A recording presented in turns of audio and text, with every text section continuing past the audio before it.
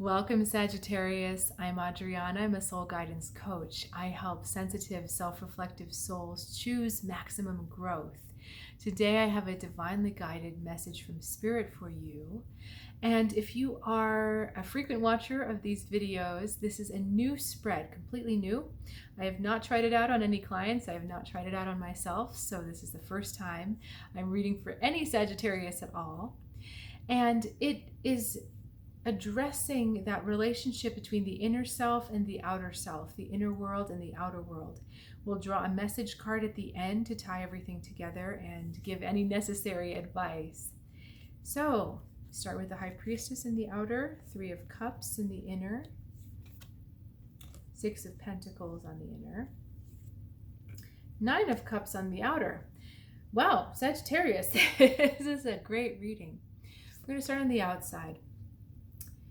In 2 words, receiving blessings. Okay? So, Sagittarius, your outside world is an amazing place this week. If you can harmonize and tune in with that receptive energy that opens up to a different space in the cosmos, that opens up to that, it's focused, yet it's also timely. I mean, when we talk about, I'm talking about intuition really. There's a logic and a timing behind it that is beyond the human rational system, right? So it's about being in that space that's a little bit outside of time, but yet is exactly on time. So being very in touch with your intuition, being very in touch with the timing with which things need to happen. Okay, not trying to force, not jumping ahead, but being okay with receiving information about the right timing. And really, in general, this is about being okay with receiving blessings, receiving the things that you've wanted. These Nine of Cups can represent desires that have been long desired, desires that you've been asking for a long time. And the High Priestess puts you in the state of being receptive to them. It's interesting, I've never seen these cards side by side. With all the readings I've done, I've never seen them side by side. And there's a similarity in their coloring. The High Priestess is a little more complicated and intricate, but we have this blue cloak on the outside and then this red. So we're talking about the blue is that intuitive connection to source, to that higher power, to divine. But the red talks about bringing that down to earth. So that space between what's out there and then what's right here. So when we get our desires fulfilled, that's something that started out as something, a feeling or a want on the inside, and then it coalesces into an object or a circumstance or a person on the outside. So you see how those two things come together. So in your outside world, be sure to be tapping into your appreciation for all those things, for your gratitude for all those things. Okay, let's look at what's happening on the inside. I feel like your world is actually a little bit topsy-turvy because on the inside, there's a little bit of trying to figure out how to deal with a social situation or social pressure.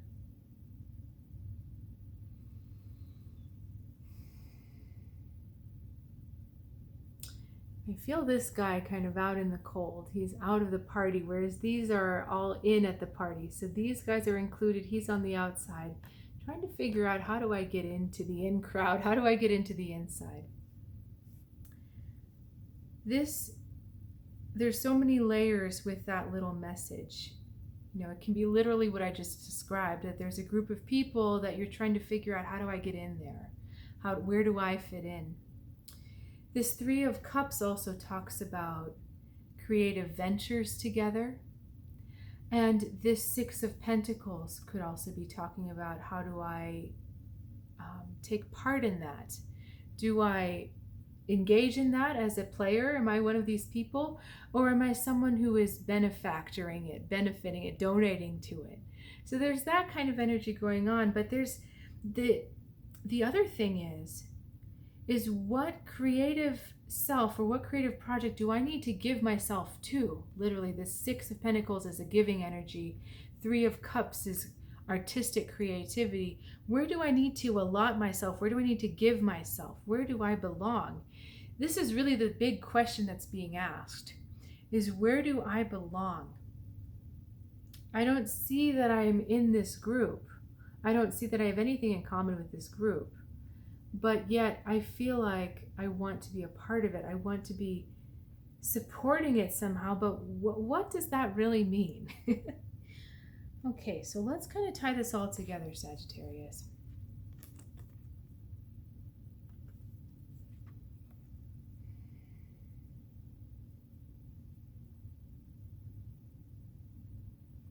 This is an interesting message because there's nothing you need to give to this group. There's no way that you really need to interact with this group. What you need to do is just be and receive. Receive everything as a blessing. Receive everything as for you. And when you are being in that state of receptive gratitude, you are fully connected to the true source, and that is what gives you your place. You can't buy your way into this club, you know? That's exactly what this is going on. You can't force, you can't buy your way in. There's no amount of giving of yourself or of your resources that will put you in this club.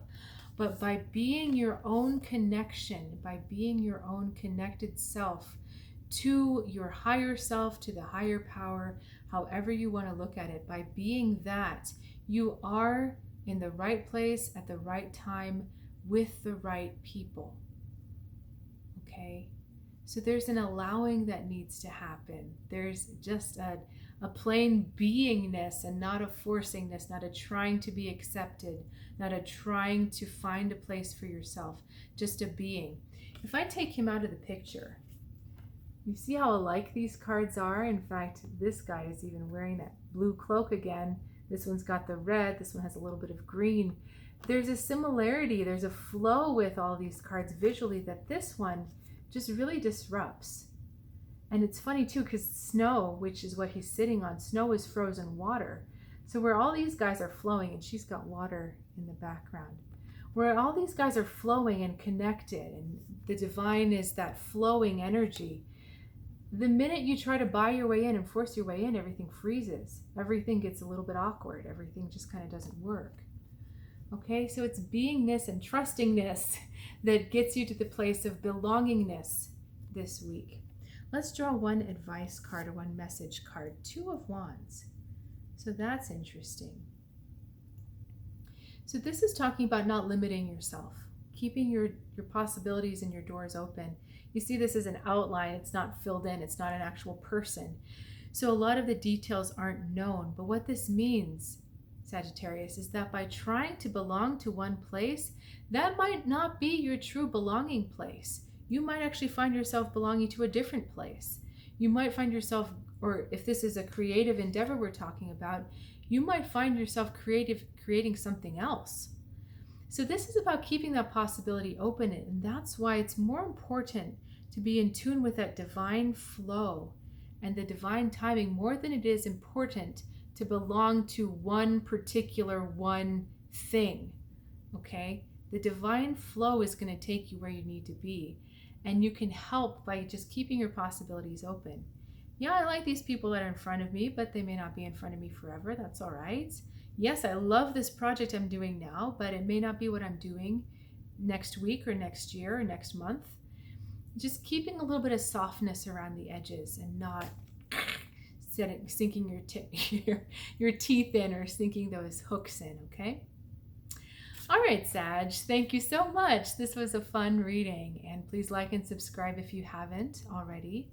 If you're curious about who I am and what I do and what I offer, there's more information in the description below. I will look forward to seeing you next time, and have a great week.